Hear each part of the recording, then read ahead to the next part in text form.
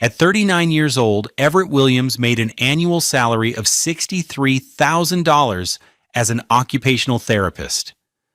It was a good, honest living, one that allowed him to provide for his family in their modest but loved Kensington duplex, a two-story home they'd bought for $180,000 right after their daughter Nia was born. He drove a 2014 Honda Civic with a small dent in the rear bumper, a car that was fully paid off. On his wrist, he wore an $89 Timex watch his wife, Simone, had given him for their 5th anniversary. He was a man defined by practicality, by quiet service, and by a deep, abiding love for his wife and child. But on this particular Sunday evening, sitting at a 20-foot-long mahogany dining table in his mother-in-law's $1.6 million Chestnut Hill estate, he felt like none of those things mattered. He felt small. The air in the cavernous dining room was thick with the scent of expensive lilies and the faint, cloying smell of old money. Sunlight, heavy and golden, streamed through floor-to-ceiling windows, illuminating the dust motes dancing over a collection of antique silver service pieces that were probably worth more than his car. Rosalind, his mother-in-law, sat at the head of the table, a queen on her throne. She was a striking black woman in her late 60s, her skin smooth and deep brown, her salt and pepper hair styled in elegant, intricate twists.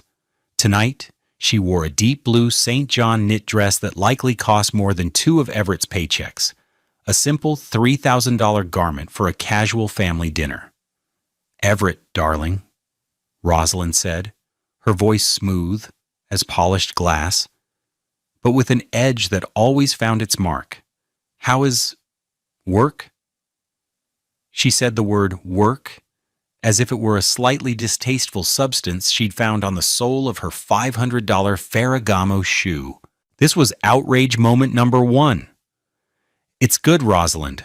I have a new pediatric case, a little boy with sensory processing challenges. We're making some real progress," he said, his voice earnest. Rosalind offered a thin, tight smile. "That's so noble." Her eyes flickered to Simone, then back to him. It must be very fulfilling, doing such charitable work. Outrage moment number 2. The implication hung in the air, as heavy as the humidity outside. Noble, but not profitable. Fulfilling, but not impressive. Simone, beautiful and tense beside him, shifted in her chair. Her own dress, a gift from her mother, was a $700 Diane von Furstenberg wrap dress that looked out of place in their Kensington life but fit perfectly in this one. She picked at her food, a piece of salmon that had been catered from a restaurant where the tasting menu cost $250 per person. She didn't meet his eyes. She didn't defend him. She just existed in the uncomfortable space between the world she had married into and the one she had come from. Everett looked down at his plate, at the perfectly arranged microgreens, and felt the familiar, crushing weight of his wife's family's disappointment. He had no idea this dinner was merely a prelude, a quiet, civilized overture to a war that had been raging against him for 5 long years. He had no idea how wrong he was about the foundation of his own life. Do you know what it feels like to be the one person in the room everyone is counting on to fail? Let us know in the comments if you've ever felt underestimated, and stick around to see just how badly they misjudged this good man. The facade of their life was built on small, sturdy moments of domestic normalcy. Their Kensington duplex, with its creaky wooden floors and walls adorned with Nia's vibrant crayon-scrawled masterpieces, was a world away from the cold grandeur of Chestnut Hill. Here love was not measured in dollars, but in actions. It was Everett, at 6:15 a.m. every morning, carefully packing Nia's lunchbox. A turkey and cheese sandwich, a small bag of carrots, an apple, and always a little note written on a napkin. It was the smell of coffee brewing in their 10-year-old $40 Mr. Coffee machine. Their life had a rhythm. On Tuesdays and Thursdays, Everett worked late, and Simone would pick Nia up from her after-school program. On those nights, he'd come home to the sound of them laughing, often finding them curled up on their $600 Wayfair sofa, watching a Disney movie. Their joint savings account, which they had painstakingly grown to just over $100,000, was for the future, for Nia's college, for a new roof, for the possibility of one day opening his own private practice. It was their dream, a tangible thing built from a decade of careful planning and deferred gratification. He remembered the day they bought the duplex. It was a rainy Saturday in March, 11 years ago. The house was listed at $189,000, and they'd negotiated it down to $180,000. Everett, then just an intern making $32,000 a year, had presented Simone with a detailed budget he'd made in an Excel spreadsheet. "If we're careful," he'd said, his voice full of hope, "we can do this. We can own a piece of Philadelphia." Simone had laughed, her eyes shining. She wrapped her arms around his neck and kissed him, right there on the damp pavement in front of the little house on Clementine Street. "I don't need a spreadsheet, Ev. I just need you." That was the woman he had married, the one who saw him, not his paycheck, the one who believed in us more than me. Even then, Rosalind had cast a long shadow. At their housewarming party, she'd walked through the small rooms, her lips pursed. "It's cozy," she'd pronounced, running a manicured finger along a windowsill. "A good starter home. Of course, you'll want to move to a better school district before the baby comes." They had been married for 2 years. They hadn't even started trying for a child. But Rosalind was already planning their exit, already deeming their life insufficient. Now that pressure was a constant, low-grade hum in their marriage. The contrast was a weekly assault. Sundays in Chestnut Hill, with its sprawling lawns and hushed, tree-lined streets, followed by Mondays back in Kensington, with the rumbling of the L train and the vibrant, chaotic energy of the neighborhood. For Everett, their home was a sanctuary. For Simone, he was beginning to fear it had become a cage. He would watch her scroll through her sister's social media feeds, her face tight with an emotion he couldn't quite name. He saw pictures of Chloe's 3-week trip to Italy, a $20,000 excursion, and Brianna's new Audi Q7, a $70,000 SUV. They were living the life Rosalind believed they were all entitled to, and Simone was not. One evening, he came home to find Nia at the kitchen table, her tongue stuck out in concentration as she drew. Her beautiful coils, woven with the colorful plastic beads she loved, clicked softly as she moved her head. "Look, Daddy," she said, holding up a piece of construction paper. It was a drawing of their house, a simple, boxy duplex with a bright red door. "This is our castle," she announced. Everett's heart swelled. He taped the drawing to the refrigerator, right next to a grocery list and a bill from the electric company. In their world, a child's drawing and a $78 utility bill shared the same sacred space. That was the normalcy they had built. A delicate, precious thing he would soon realize was under systematic attack. The campaign to dismantle his marriage had been a masterclass in psychological warfare, waged not with shouting matches, but with expertly placed whispers, condescending kindness, and the slow, corrosive drip of financial temptation. The first major salvo had come 5 years ago, on Nia's 3rd birthday. It was a small party in their backyard, a 20 by 20 foot patch of grass he'd painstakingly cultivated. He'd spent $150 at Home Depot on a small plastic slide for Nia. His friends from the neighborhood were there, their kids running through the sprinkler. Rosalind and her daughters, Chloe and Brianna, arrived an hour late, dressed for a garden party at the Hamptons, not a toddler's birthday in Kensington. Rosalind had pulled Simone aside, near the struggling rose bushes Everett was so proud of. He was grilling hot dogs on his $40 charcoal grill, but he could hear their conversation drift over. "Simone, darling," Rosalind began, her voice a conspiratorial murmur. "I've been thinking. You're so brilliant, so creative. That architecture degree is just gathering dust. I was talking to a friend who runs a venture capital fund. They're looking for boutique firms to invest in." Simone's eyes had lit up. "Really, Mom?" "Of course," Rosalind said, placing a hand on Simone's arm. "But these are serious people. They invest in individuals, in visionaries. You'd need to be completely independent, unencumbered." Outrage moment number 3. The word just hung there. Unencumbered. It was a delicate, precise dagger. It meant without a husband whose modest income would be a liability on a financial statement. Everett felt a cold knot form in his stomach. He flipped a hot dog with more force than necessary. Simone had come to him later that night, her mind buzzing with possibilities.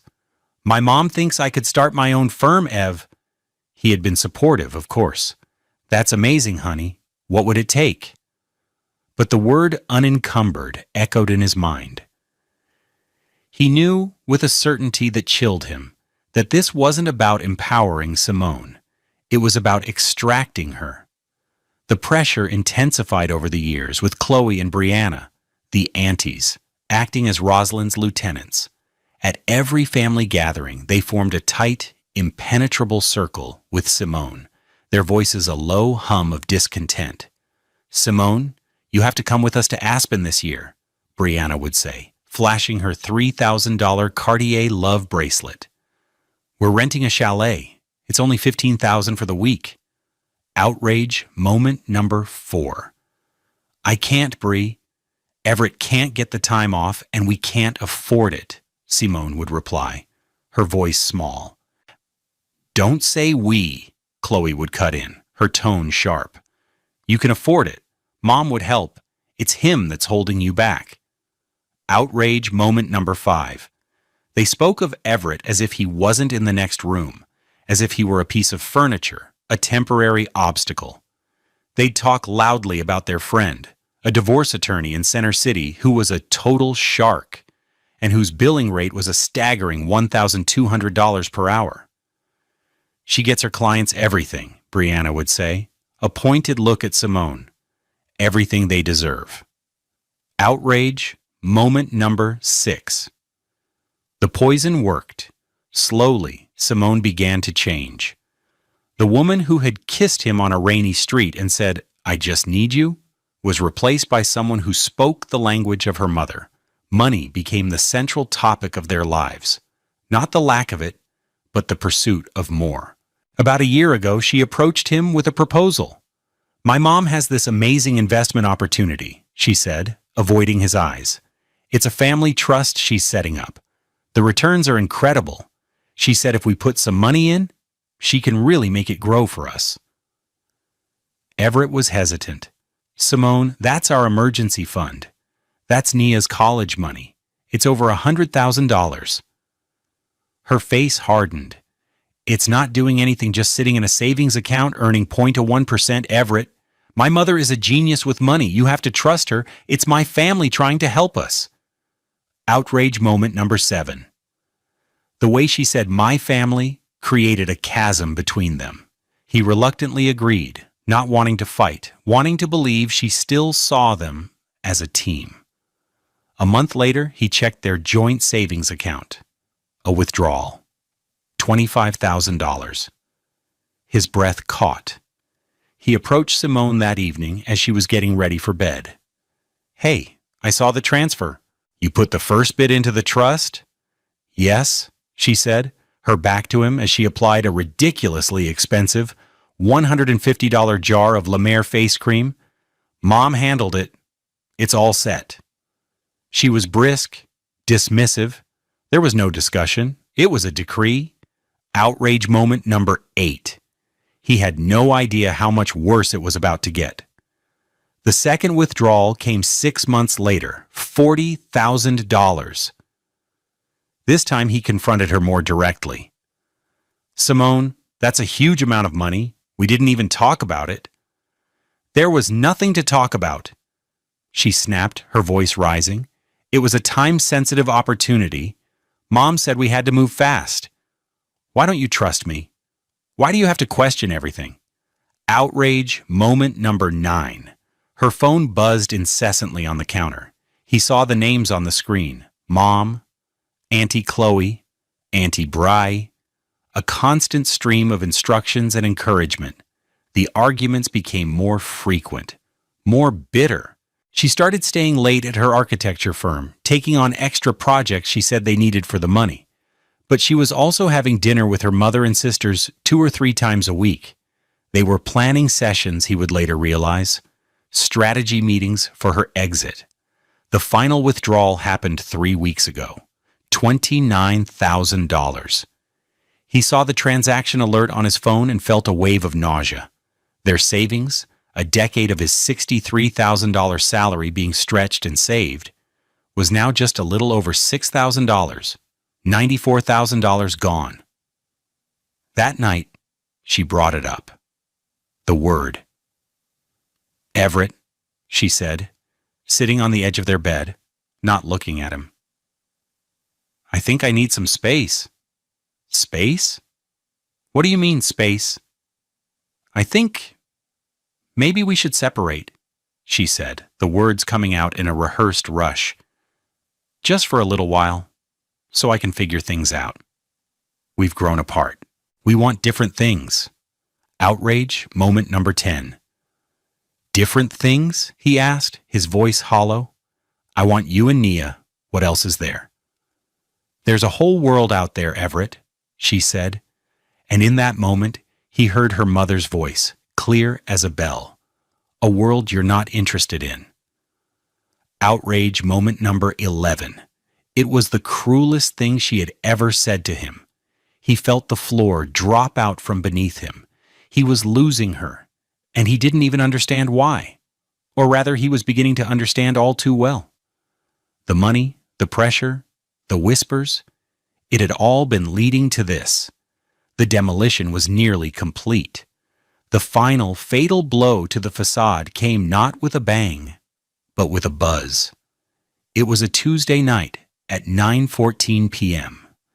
Nia was fast asleep in her room, her small chest rising and falling in the gentle rhythm of childhood dreams. The house was quiet. Everett was in the living room, sitting on their worn sofa, the television off.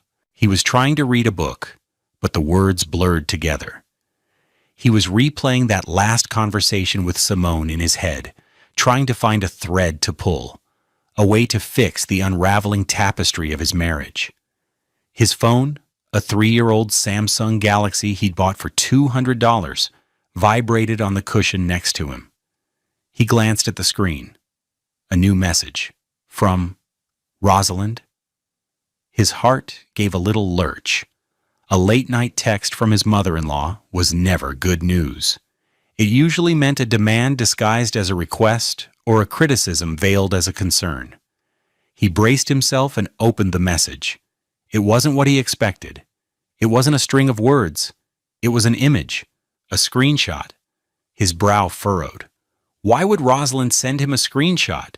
He tapped it, and the image filled his screen. It was a group chat from a messaging app.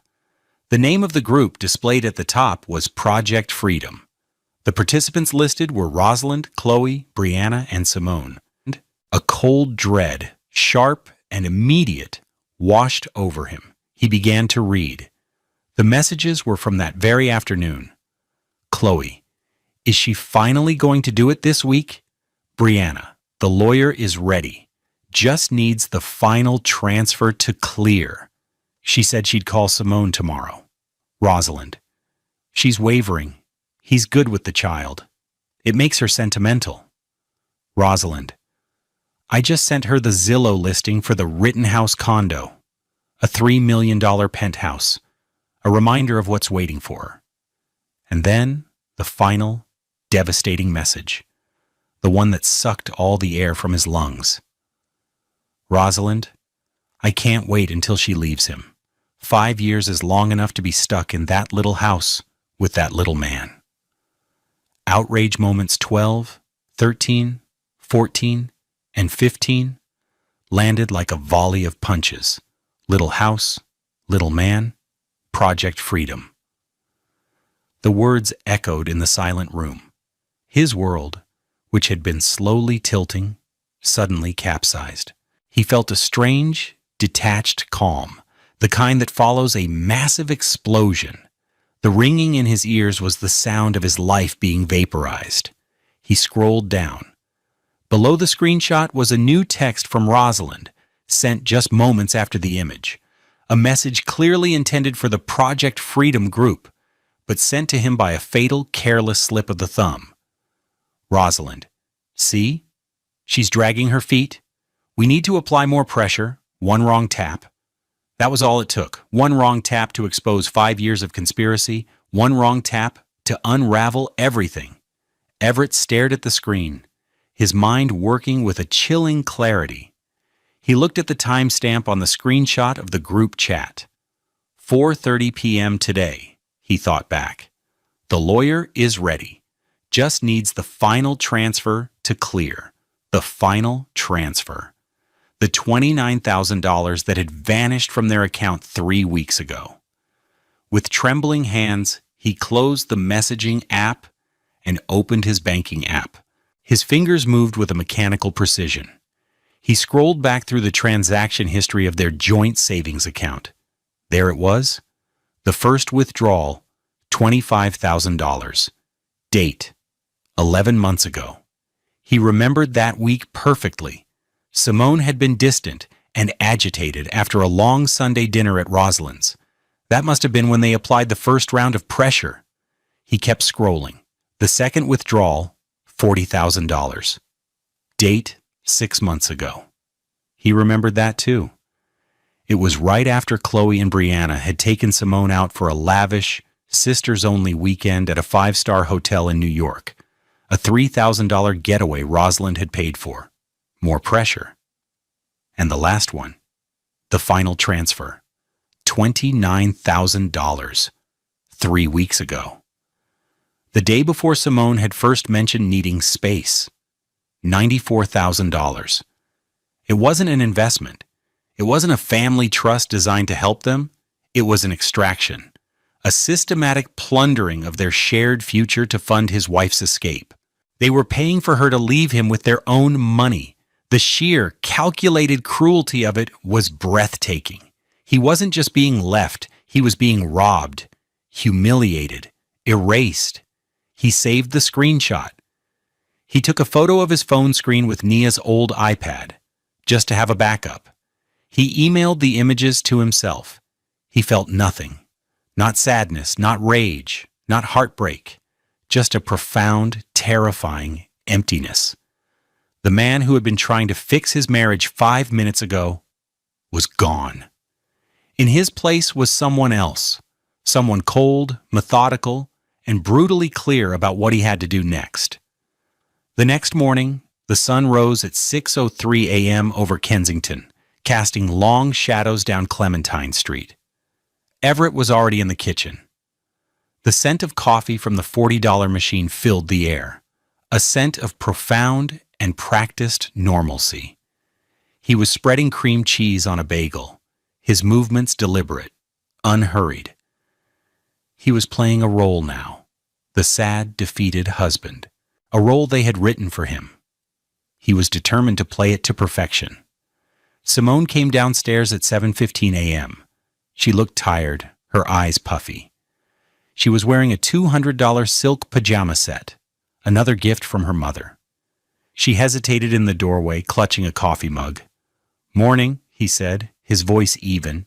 He didn't look at her.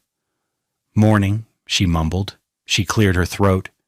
"Hey, did you get a weird text from my mom last night? I think she sent something to the wrong person." This was the moment. The test. Everett paused, the knife hovering over the bagel. He turned to face her, arranging his features into a mask of mild confusion. "No, I didn't see anything. My phone was on silent." "Why? Everything okay?" He watched the tension drain from her shoulders. A wave of visible, palpable relief washed over her face. She thought she was safe. She thought he was still the fool. It was the 16th and perhaps most infuriating outrage moment yet. "Oh, no, it's nothing," she said quickly, forcing a little laugh. "She's just losing her mind with technology. Sent me a picture of her hydrangeas meant for her garden club or something. Just wanted to make sure she didn't bother you." "Nope, didn't see a thing," he said, turning back to his task. "Bagel?" "No, I'm not hungry." He felt a cold, hard satisfaction settle in his chest. She had no idea she was a dead woman walking. They all were. He dropped Nia at school at 8:30 a.m., kissing her forehead and watching until she disappeared into the brick building. Then he drove not to his clinic, but to a small park a few blocks away. He sat in his 2014 Honda Civic and pulled out his phone. He had spent 2 hours after Simone fell asleep the night before researching family law attorneys and forensic accountants in Philadelphia. His first call was to a law firm in Center City. "Hello, my name is Everett Williams. I need to schedule a consultation with a senior partner regarding a divorce and potential financial fraud.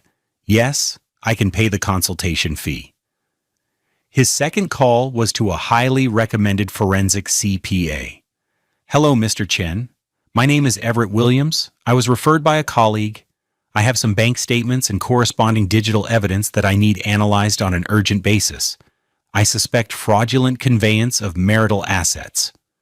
He used the term he'd learned at 2 a.m. from a legal website. It felt good in his mouth. Precise. Powerful. That evening, the charade continued. He made dinner. Spaghetti and meatballs, Naya's favorite. Simone came home late, around 8 p.m. She looked energized, a stark contrast to her demeanor that morning. She had, he suspected, spent the day conferring with her mother and sisters, emboldened by the belief that their secret was safe. She sat down at the kitchen table while he was serving Nia. "Everett, we need to talk," she said, her tone firm. It was the voice of a person who held all the cards. "Okay," he said, placing a plate in front of his daughter. "I've been thinking a lot, and this separation, I think it needs to be permanent. I think we should get a divorce." He looked at her, letting his face fall. He summoned the image of himself from 48 hours ago, the confused, heartbroken husband. "Simone, are you sure?" "I'm sure," she said. "And I think we can be adults about this. No need to get expensive lawyers involved and waste money. We can just split everything 50-50, sign the papers and move on. It's the cleanest way." Outrage moment number 17. The audacity was stunning. She wanted to split the remaining $6,000 after she and her family had stolen $94,000. She wanted it to be clean. He took a deep breath and nodded slowly, as if processing a heavy blow.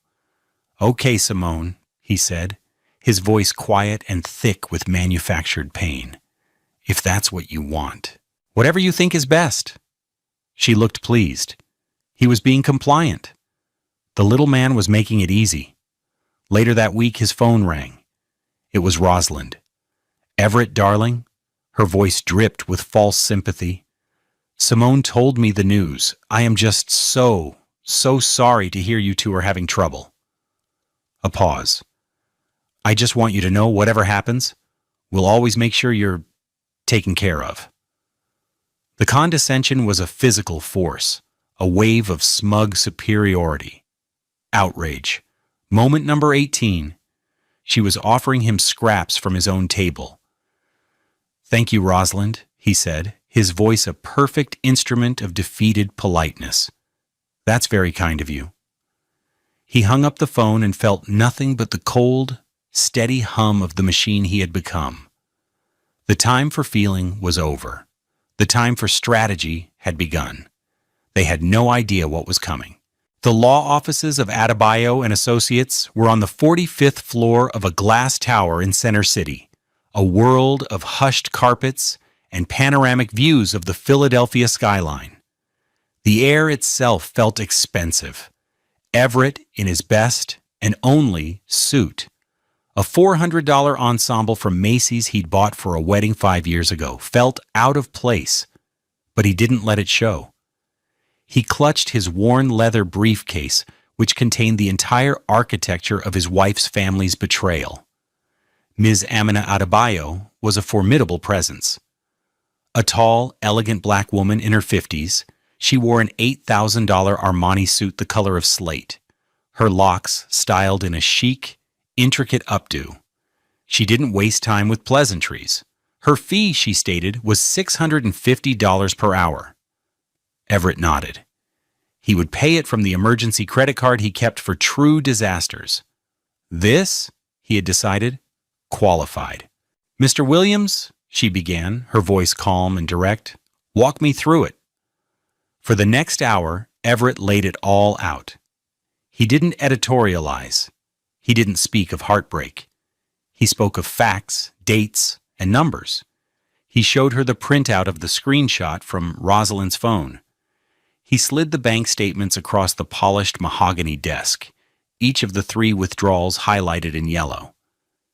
He recounted Simone's suggestion to avoid lawyers and split everything 50-50. Ms. Adebayo listened without interruption, her intelligent eyes missing nothing.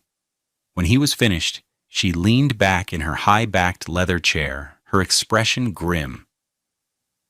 "Mr. Williams," she said, her voice low and serious, "I want to be very clear. This is not a simple divorce. This is a coordinated, multi-year conspiracy to defraud you of significant marital assets. The legal term is fraudulent conveyance. They have committed a tort against you." The validation was like a bracing wind. He wasn't crazy. He wasn't just a jilted husband. He was a victim of a calculated crime. "What can we do?" he asked. "We can be aggressive," she said, a flicker of steel in her eyes. Very aggressive. Her first call was to Mr. David Chen, the forensic accountant Everett had already contacted. Ms. Adebayo put him on speakerphone. "Mr. Chen, Amina Adebayo, I have our client, Mr. Williams, here with me. What have you found?" Mr. Chen's voice was crisp and efficient, billing at a rate of $400 an hour. "The pattern is undeniable, counselor. The money moved from their joint savings account to Ms. Williams' personal checking account, and from there, within hours, to a Delaware-based LLC named Chestnut Legacy Holdings." "And who controls this LLC?" Ms. Adebayo asked. "The registered agent and sole manager listed on the formation documents," Mr. Chen said, "is Rosalind Pierce, Ms. Williams' mother." Everett's blood ran cold. It was even more brazen than he had imagined. "Furthermore," Mr. Chen continued, "the timestamps on the text messages Mr. Williams provided are damning.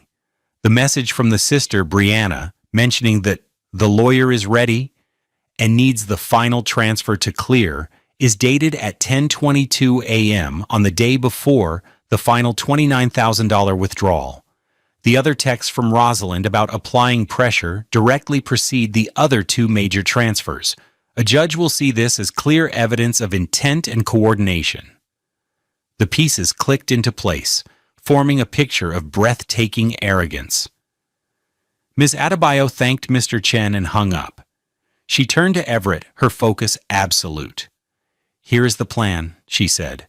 "First, we file for divorce on your behalf, immediately. We will be the petitioner. That gives us control of the narrative from the start. Second, concurrently, we file for an emergency ex parte injunction to freeze all assets belonging to Chestnut Legacy Holdings LLC, citing the evidence of fraudulent conveyance. We will argue that there is an imminent risk of those funds being further concealed or dissipated." She leaned forward. "And third, the most important part, the execution.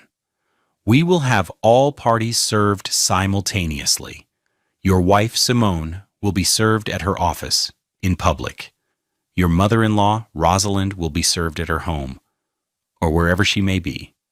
The sisters, Chloe and Brianna, will also be served, as they are named as co-conspirators in the civil complaint that will accompany the injunction. We will give them no time to talk, No time to align their stories. We will sow chaos. Everett listened, a sense of grim purpose settling over him. This wasn't revenge. This was justice. This was accountability. As he was packing his briefcase to leave, he paused. He reached into an inner pocket and pulled out a folded piece of construction paper.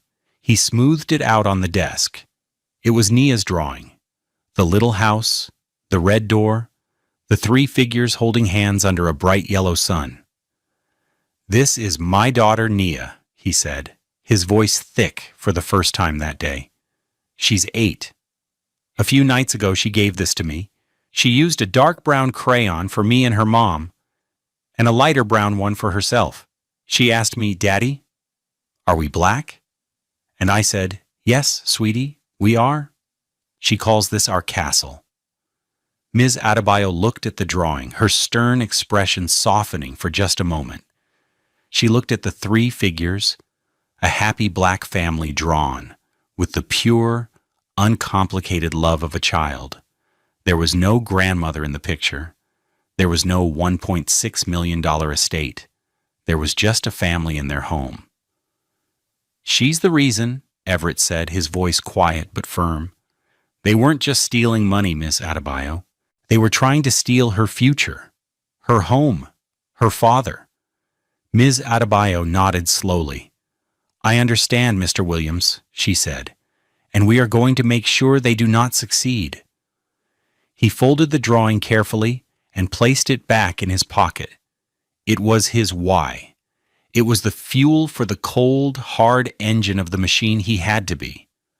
Friday arrived under a blanket of gray, overcast sky. The air was heavy, charged with unspoken energy. At 10:45 a.m., Everett sat in his car in the same park where he'd made the first phone calls, his $89 Timex watch ticking on his wrist. Ms. Adebayo had given him a precise timeline. The operation was about to begin. His phone was set to record all incoming calls. He had become a silent command center in a war of his own making. Timestamp, 11 a.m. sharp. In a sleek, glass-walled office in a prestigious Center City architecture firm, Simone was in a meeting, presenting a design concept to a wealthy client. She was confident, articulate, at the top of her game. A man in a simple blazer, a process server, entered the conference room. He walked directly to her. "Simone Williams?" he asked. She nodded, annoyed at the interruption. He handed her a thick manila envelope. "You've been served," he said, his voice flat and devoid of emotion, and then he turned and walked out. In front of her boss and her firm's most important client, Simone tore open the envelope. Her face, luminous and proud moments before, turned a ghastly shade of white as she read the words. "Petition for dissolution of marriage and summons to appear. Civil complaint for fraudulent conveyance." Timestamp, 11:05 a.m. Across town, in the hushed, opulent dining room of the Chestnut Hill Country Club, Rosalind Pierce was presiding over her weekly book club meeting. The topic was a biography of a Gilded Age heiress. A plate of exquisite $18 macarons sat untouched before her. A second process server, a woman this time, approached the table with quiet purpose. "Rosalind Pierce?" she asked. Rosalind looked up, irritated. The woman placed an identical manila envelope on the table, right next to the macarons. "You've been served." Rosalind's friends fell silent, their eyes wide. She stared at the envelope as if it were a snake. Outrage moment number 19.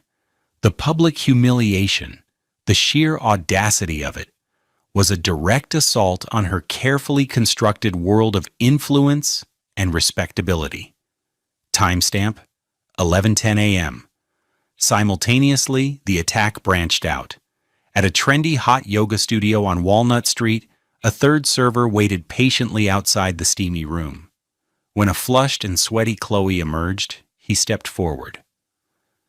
"Chloe Benson?" he asked, handing her the papers. Her serene post-yoga glow vanished, replaced by a mask of disbelief and fury. Miles away, at an exclusive Pilates studio in Rittenhouse Square, a fourth server intercepted Brianna Shaw in the lobby. Brianna Shaw? The papers were thrust into her hand. Her perfect, curated life was suddenly, violently interrupted. The coordinated strike was complete. The chaos Ms. Adebayo had promised had been sown. Now Everett waited. The first message arrived at 11:15 a.m. It was a text from Simone. Simone. Text. Everett. What is this? Call me now. He didn't reply. Timestamp 11:17 a.m. His phone rang. It was Simone. He let it go to voicemail. The recording began, her voice a frantic, high-pitched screech. Simone. Voicemail. Everett, you don't understand. You have to call this off. This is a mistake. My mom was just helping us. She was investing for us. You can't do this. You're destroying our family. Call me back. Timestamp 11:20 a.m. A new call. Blocked number. He knew who it was. He let it go to voicemail. Rosalind's voice, unlike her daughter's, was not panicked. It was low, guttural, and seething with rage. Rosalind, voicemail.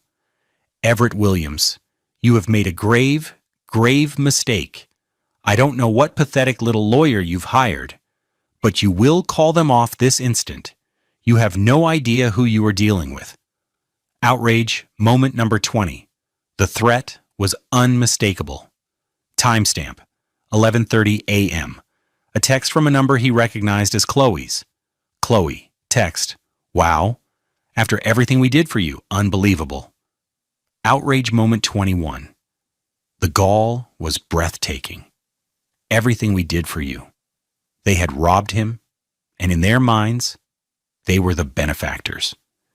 He sat in the quiet of his car, the gray light filtering through the windshield. He felt a profound sense of detachment, as if he were watching a movie. Timestamp, 12 p.m. Another call from Rosalind, another voicemail. The tone had shifted from pure rage to self-righteous justification. Rosalind, voicemail. That money was an investment in Simone's future, a future you could never provide her. Do you have any idea how humiliating it is for her, for me, to tell people she lives in that dreadful little house in Kensington? I was protecting my daughter from a life of mediocrity. This is what you get for being ungrateful. Outrage moment 22. She was admitting it, confessing her motive into his voicemail, creating evidence with her own arrogant words. Timestamp, 1 p.m. A call from Simone again. This time, her voice was broken. She was crying. Simone, voicemail. Please, Ev. Please don't do this. We can fix it. I was wrong. I'll give the money back. I'll do anything. Just don't do this in court. Please, it's my job. My reputation. Please, think of Naya. Using their daughter's name now, the one person they had all failed to consider. Timestamp, 2:30 p.m. Rosalind again. The anger and justification had evaporated, replaced by a new, unfamiliar tone. Pleading. Rosalind, voicemail. Everett, please, listen to me. This injunction, the timing is critical. It will ruin a very important family transfer. It's a legacy matter, years in the making. It has nothing to do with you. You can have the $94,000. I'll write you a check today. Just call your lawyer and sign the document to release the freeze. We can make this all go away quietly. He smiled, a thin, mirthless smile. He finally understood. The $94,000 was a pittance to them, a rounding error. The LLC, Chestnut Legacy Holdings, was the vehicle for something much, much bigger. By freezing it, his little legal action had thrown a wrench into a multi-million-dollar machine. He had hit them where they truly lived, not in their pride, but in their principle. Timestamp, 4 p.m. One final voicemail from Rosalind. It was a long, rambling, unhinged monologue, a torrent of blame, self-pity, and rage. She talked about how he was never good enough, how he'd been a disappointment from day one, how he was ungrateful, how he was dragging their good family name through the mud. Her voice cracked. The message ended with a raw, ugly sob. The queen had been dethroned, and she didn't know what to do. The silence that followed was the sweetest sound Everett had ever heard. The consequences cascaded with the brutal efficiency of a line of dominoes. The world that Rosalind, Simone, and the sisters had built, a world insulated by money and status, crumbled under the weight of a single, well-placed legal filing. First and foremost was the injunction. Ms. Adebayo's suspicions had been correct. The emergency hearing was held the following Wednesday. Rosalind's high-priced, $1,200 an hour lawyer argued vehemently that Chestnut Legacy Holdings LLC was a private family entity and its assets were unrelated to the marital dispute. But Ms. Adebayo, calm and precise, presented the evidence. Mr. Chen's forensic accounting report, which traced the $94,000 directly from Everett and Simone's joint account into the LLC, and the verbatim transcripts of Rosalind's own voicemails, where she admitted the money was taken to fund Simone's future and pleaded for the freeze to be lifted to protect a larger legacy matter. The judge, a no-nonsense woman who had seen her share of privileged arrogance, was not impressed by Rosalind's lawyer. She upheld the injunction. The assets of Chestnut Legacy Holdings were frozen solid. It was then that the true cost of their scheme became apparent. The LLC was the primary vehicle for a complex real estate transaction. Rosalind and her husband were in the final stages of leveraging their $1.6 million Chestnut Hill estate to secure a $10 million stake in a new luxury condominium development. The frozen $94,000 was contractually commingled with the larger pool of assets, and the injunction brought the entire deal to a screeching halt. The developers, facing deadlines and penalties, pulled out. The deal, which had been years in the making, collapsed. The estimated loss in opportunity costs and non-refundable deposits was later calculated to be just over $450,000.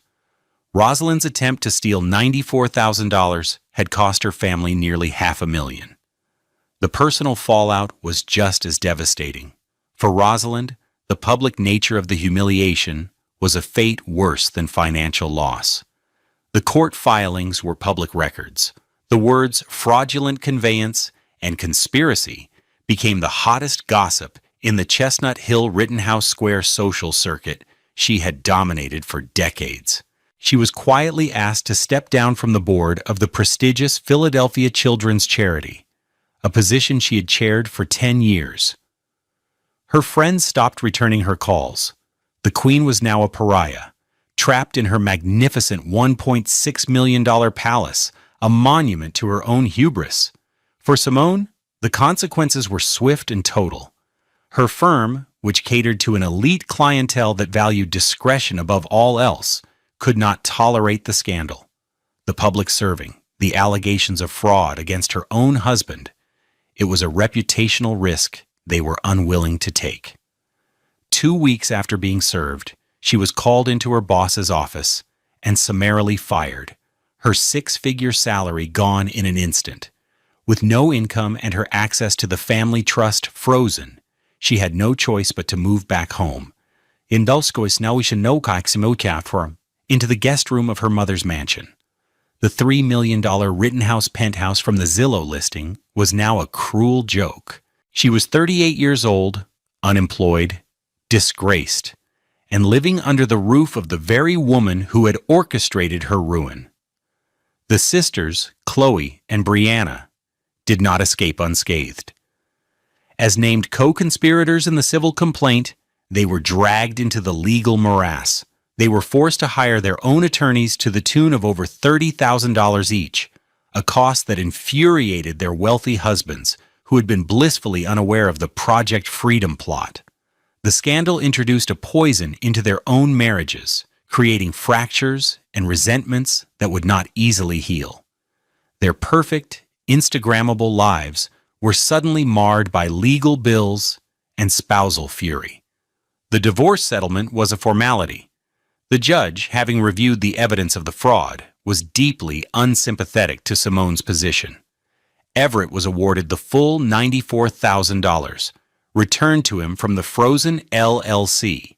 He was also awarded sole ownership of the Kensington duplex, its value having appreciated to $215,000, free and clear of any claim from her. Simone received no portion of his pension and a minimal transitional alimony for only 12 months. She was left with nothing but her share of her family's shame and a mountain of legal debt. The final quiet moment of vindication came during a deposition 6 months later. Simone's new, less expensive lawyer was trying to paint Everett as a bitter, vindictive man. "Mr. Williams," the lawyer asked, "why did you feel the need to pursue this scorched earth path? Why not just take the money your mother-in-law offered and walk away quietly?" Everett sat perfectly still. He looked across the table, not at the lawyer, but directly at Rosalind, who was forced to be in attendance. He thought of the years of quiet humiliations, the condescending remarks, the systematic dismantling of his wife's love for him. He thought of the screenshot. Then he spoke, his voice calm, clear, and utterly devastating. "Because," he said, his eyes locked on Rosalind's, "after 5 years of being stuck in that little house with that little man, I decided it was time to protect what was mine." He had used her own words, the very words she had typed in secret, as a weapon. The room went absolutely silent. Rosalind's face went pale, a mask of pure, unadulterated horror. She had been exposed, judged, and condemned by her own cruelty. In that moment, Everett felt no anger, no triumph. He felt only a profound, quiet peace. It was over. 2 years later. The world was different. The gray, overcast skies of his battle had given way to a steady, warming sunlight. Everett was no longer just Everett Williams, occupational therapist. He was Everett Williams, owner and founder. He stood not in a cramped clinic cubicle, but in the bright, airy reception area of his own practice. A simple, elegant sign on the glass door read, "Williams and Son Pediatric Therapy." He had named it for his late father, a carpenter who had taught him the value of building things that last. Using the $94,000 from the settlement and a small business loan, he had created this space. It was a haven for children with challenges, filled with vibrant colors, specialized sensory equipment, and the sound of laughter. His practice was thriving, specializing in affordable care for families who couldn't navigate the labyrinth of insurance and expensive private clinics. He was now earning over $120,000 a year, on his own terms, doing the work he loved.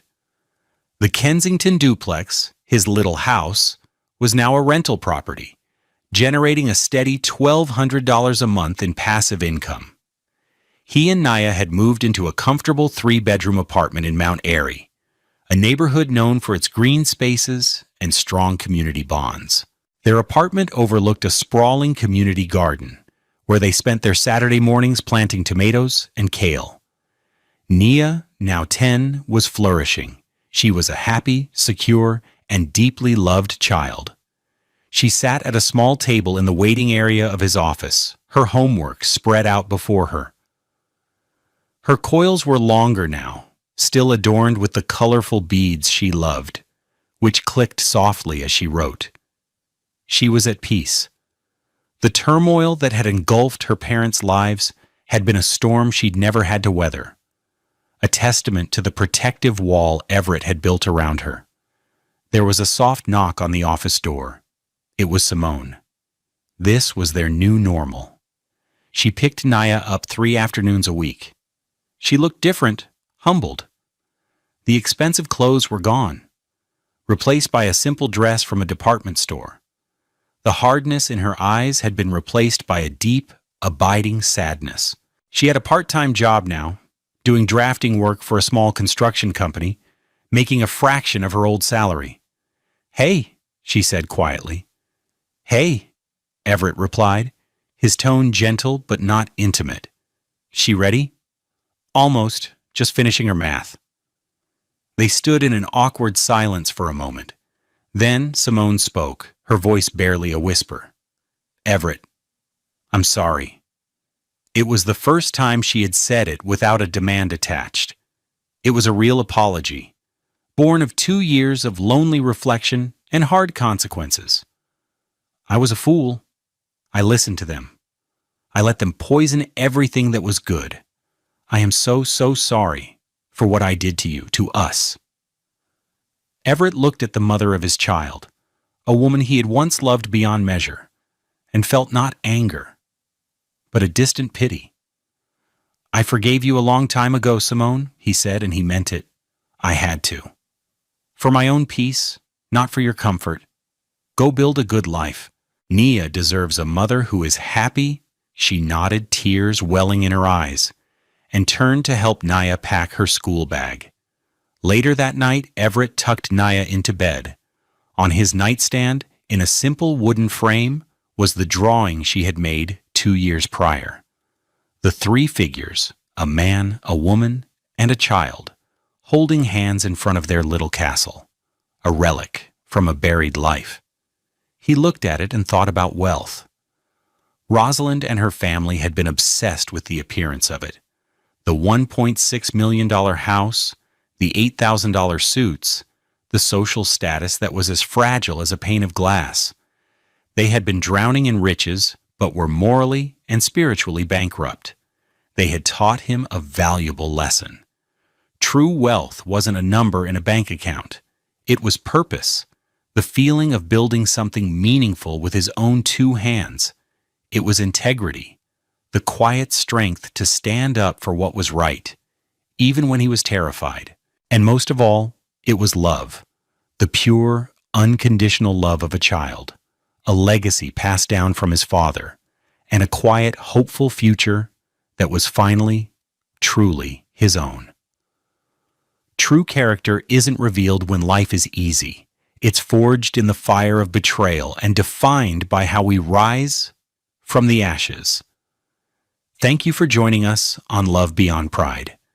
If Everett's journey to find justice and build a new life inspired you, please consider subscribing and sharing this story with someone who needs a reminder that our greatest strength is often found when we are most underestimated.